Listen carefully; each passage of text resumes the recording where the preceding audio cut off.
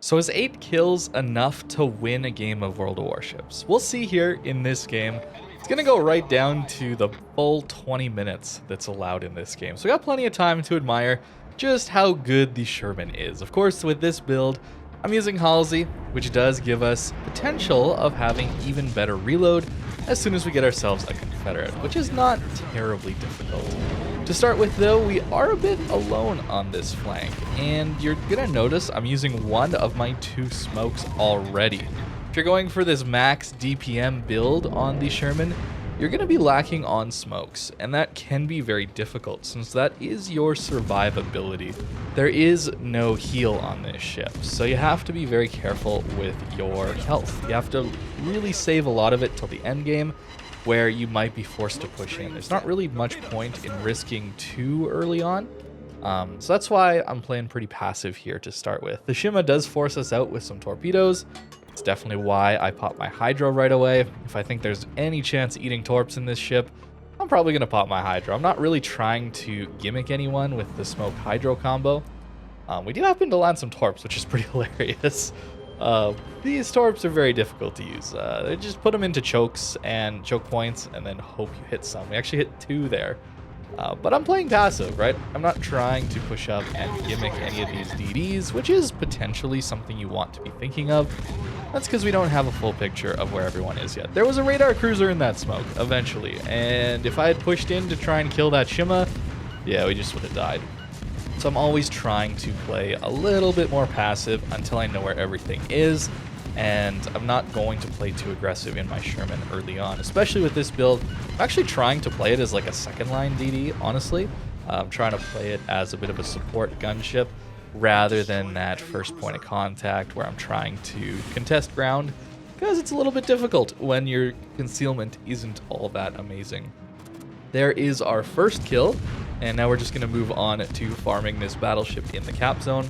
Our team is mostly focused on the other side of the map, and there's a double Schlieffen div pushing here. So yeah, we definitely don't want to be pushing too hard into that. One of the big weaknesses, I would say, is some of these gunboat DDs is that you find yourself up against Schlieffens and you can't open water gunboat very easily anymore because those secondaries are just so strong. We have to just run away pretty much here. We can't stay within Schlieffen's secondary range.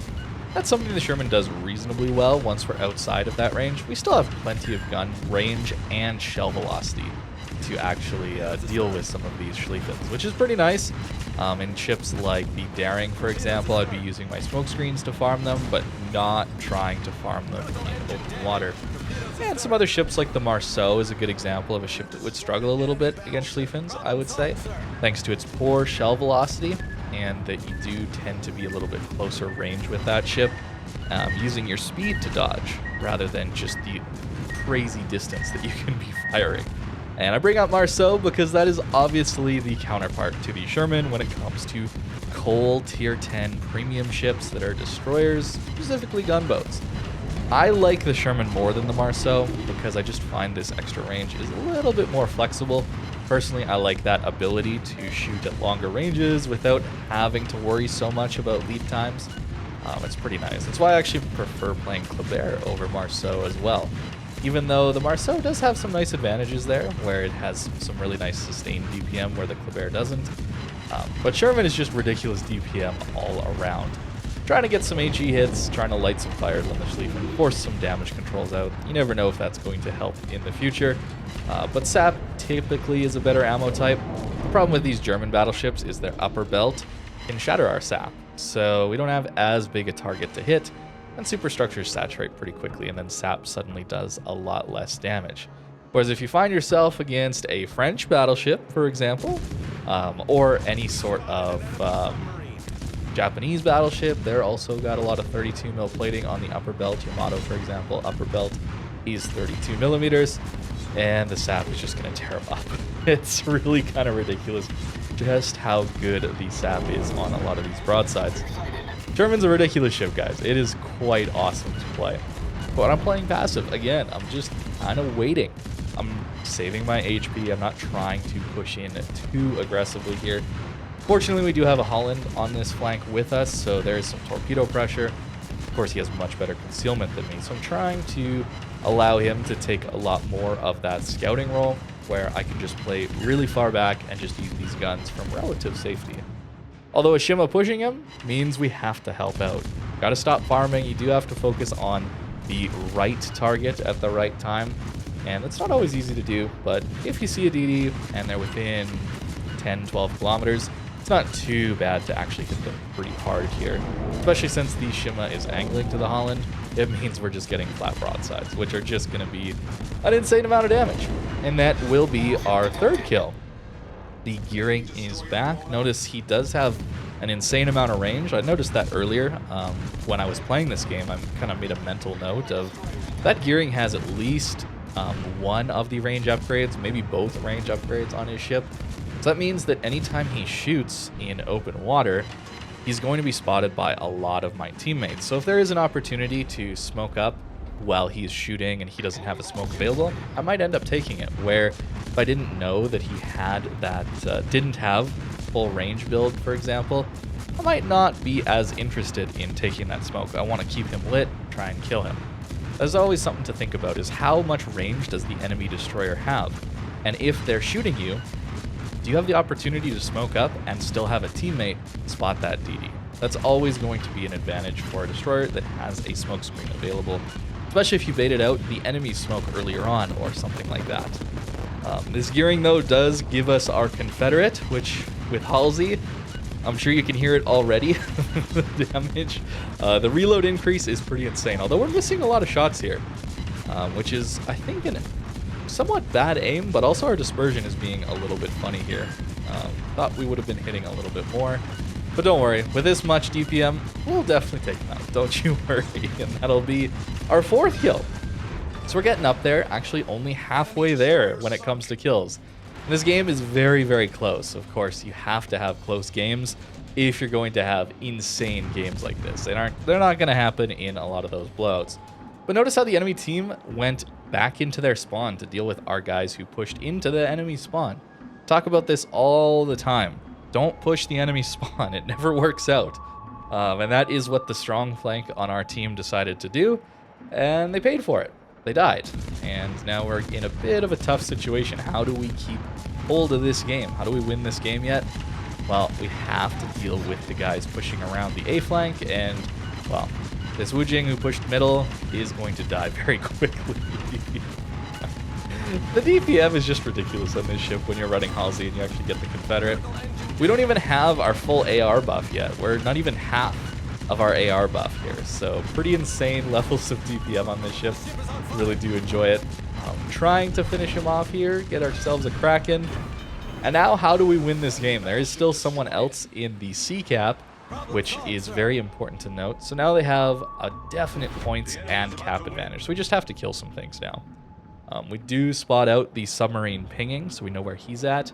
Makes it very difficult to push the C cap. If you're pushing a submarine, very, very hard in a destroyer, especially if you're mostly alone. And in a clumsy DD like the Sherman, good luck dodging those homing torpedoes once you've used that first damage control. But we do end up spotting the Sejong, and just look at how fast this guy evaporates. Yeah, he's just gone already. The DPM is hilarious on this ship. I really do enjoy it. I was really trying to claw this game back. As you can see, the points are pretty similar now. So again, we just got to think about trying to keep our guys alive as much as we can to retain a lot of our points. We don't want to be throwing any points away. Our Freddy's full health, so that shouldn't be too big a deal as long as he stays angled. And then I'm going to use the spotting provided by this Holland to smoke up. Use our final smoke. Used one very early, and then I saved this one for a very important time. I knew I would have to deal with these Schlieffens eventually if it came to the late game, and that is what I want to use this smoke screen for. So now we're just going to use that to farm these guys with relatively not having to worry about their secondaries is the important thing here. Also, look at my position here behind this rock relative to where the submarine is coming from. That's very intentional as well. I don't want to deal with the sub right now. 2 minutes left in this game. Really, it comes down to killing these two Schlieffens and hoping that's enough points to get us the win, and trying to keep our guys alive. That's really all that it comes down to. Unfortunately, I do reverse out of my smoke. I wasn't really paying attention to my position. Gotta focus on aiming here, trying to land every single shell that we possibly can. And I'm kind of swapping between HE and SAP here, but really I should have just stuck with the SAP. The guaranteed extra damage is so much better. The only real times you want to be using HE on this ship is when somebody's just perfectly bowing an angle to you and you can only pen their superstructure, or if they've used their damage control, right? That's always a good time to go for some permanent fire damage that you know you're guaranteed to get. Otherwise, the guaranteed SAP damage is just so much better. You can see the Schlieffen just melting away. You know, I sometimes talk about secondaries and manual secondaries. Those come up sometimes in my videos. And this is maybe a reason we don't want full manual control over secondaries. Can you imagine, let's say, an Ohio that had full control to do this with their secondaries and then shoot their main guns and be a really tanky battleship at the same time? I can see why that might not be the most balanced thing in the world. Here we go, finishing off the Schlieffen. There's number 7 and number 8 for the Schlieffen here. Is this going to be enough? No, it will not, because our Freddy decided to stay flat broadside since the time I mentioned that we needed to all stay alive. Unfortunately, we do get 8 kills and we lose this game. I was pretty disappointed in the moment, but honestly, any 8-kill game is pretty amazing, so I just had to show you guys this one. Sherman is pretty awesome. If you don't have this ship, it is definitely worth grinding for. Coal is one of those resources that it doesn't take too much skill to get. It's not locked behind ranked battles or clan battles. You just gotta log in and collect containers and play the game. Most people should be able to get a Sherman over a few months, and my goodness, is it worth it. So we do end this game with 253,000 damage alongside 8 kills and a loss. Even got up over 2,100 base XP on that loss. Pretty ridiculous result. Unfortunately, as you can see, none of my teammates even managed to crack 1,000 base XP. So yeah, not every game is winnable, I suppose. I think I did all I could in that one. As for the build, I'm very greedy for damage, so we're taking every single damage upgrade we can get.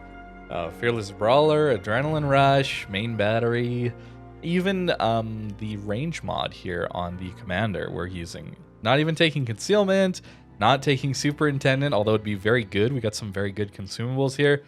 I just want that damage output and a little bit of survivability on the side as well. It's not the easiest build to play, especially the 7.2 kilometer detect can be very difficult, especially if you're alone on a flank and you don't have a friendly DD to do the scouting for you. That can be very hard. But like I did in this game, play a little more passive, let the game come to you, and hopefully your team doesn't evaporate and you can have a long match like I did to farm, because that is what this ship does. Reload mod here, not taking full range. We have more than enough range, 15 kilometers with this build. I find that is enough, and I'd rather take some reload here instead of the range anyway, and that is the build. It's very, very one-dimensional, but when you get to use it, it's really, really strong. So thank you very much for watching. Let me know what you think in the comments down below, and I hope you have a great rest of your day.